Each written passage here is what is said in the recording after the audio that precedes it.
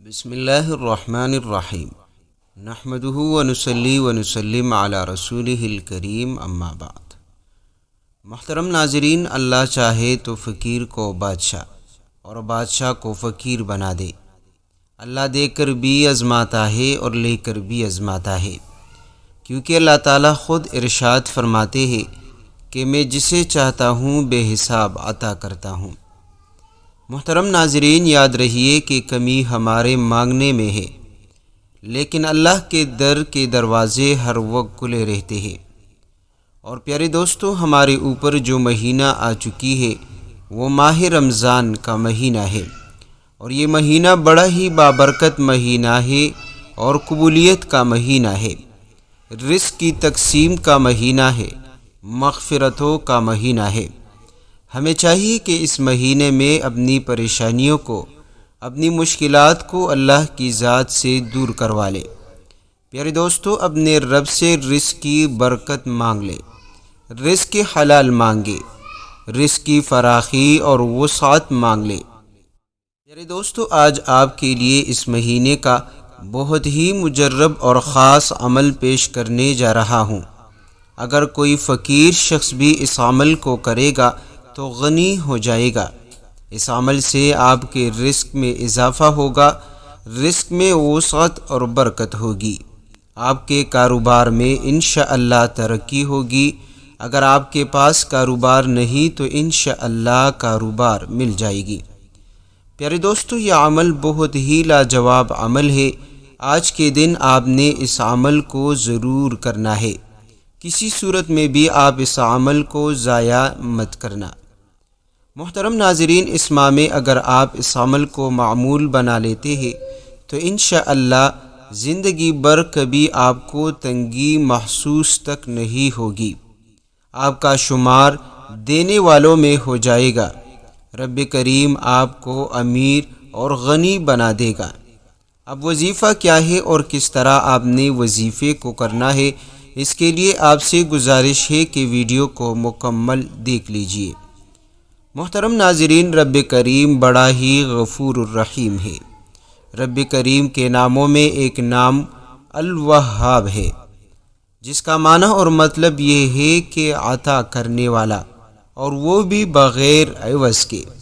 پیارے دوستو، مغفرت کرنے کے لیے یہ مہینہ بڑا ہی خاص کیا ہے۔ اس مہینے میں رب کریم بندوں کی بے حساب مغفرت فرماتا ہے، بخشش فرماتا ہے۔ اور پیارے دوستو، بندہ جو بھی رب کریم سے مانگتا ہے، اس ماہ برکت کی طفیل رب کریم وہ عطا کر دیتا ہے، خاص طور پر 2 اوقات میں، ایک سحری اور دوسرا افطار میں۔ پیارے دوستو، وظیفہ کیا ہے اس کو آپ نوٹ کر لیجئے۔ طریقہ کار یہ ہے کہ جب بھی آپ اس وظیفے کو پڑھنا چاہے تو اس کے لیے آپ کا باوضو رہنا ضروری ہے، اور اگر آپ کسی بھی نماز کے بعد اس وظیفے کو پڑھنا چاہے تب تو زیادہ بہتر رہے گا۔ اور اسی کے ساتھ ساتھ اگر آپ سحری میں یا افطاری میں چند منٹ پہلے افطار کرنے سے اگر آپ اس وظیفے کو پڑھنا چاہے تو یہ قبولیت کی گھڑی ہوتی ہے، رب کریم بندے کی ہر دعا کو معاف کر دیتا ہے۔ تو آئیے آج اس وظیفے کو ضرور پڑھیے۔ وظیفہ یہ ہے کہ سب سے پہلے آپ نے 3 مرتبہ درود پاک پڑھنی ہے، اور درود پاک کے بعد آپ نے 100 بار استغفار کرنی ہے۔ استغفار کا فائدہ یہ ہوگا کہ اس کے پڑھنے سے رب کریم آپ کی بخشش فرمائے گا، اور اس کے بعد اللہ کریم کی رحمتیں، برکتیں آپ کی طرف متوجہ ہوگی۔ پھر اس کے بعد آپ دوستوں نے رب کریم کے یہ 2 مبارک نام یا باسطو یا واسعو، یا باسطو یا واسعو کی ایک تسبیح پڑھنی ہے۔ پیارے دوستو، رب کریم جس کے لیے بھی رزق کی فراخی چاہے، دولت کی وسعت چاہے، عطا کر دیتا ہے۔ تو یہ 2 کلمے آپ نے ایک تسبیح پڑھنی ہے۔ اس کے ساتھ ساتھ آپ دوستوں نے سورۃ الانشراح کو 11 مرتبہ پڑھنی ہے، الم نشرح لک صدرک۔ پیارے دوستو، اگر آپ کتنی بھی سخت مشکل میں پھنس چکے ہیں، چاہے آپ کا مشکل پہاڑ جتنا کیوں نہ ہو، انشاءاللہ اس وظیفے کے پڑھنے سے رب کریم آپ کی مشکل کو ختم کر دے گا، کیونکہ اس آیت مبارکہ میں رب کریم کا ارشاد ہے کہ ہر سختی کے بعد آسانی ہے۔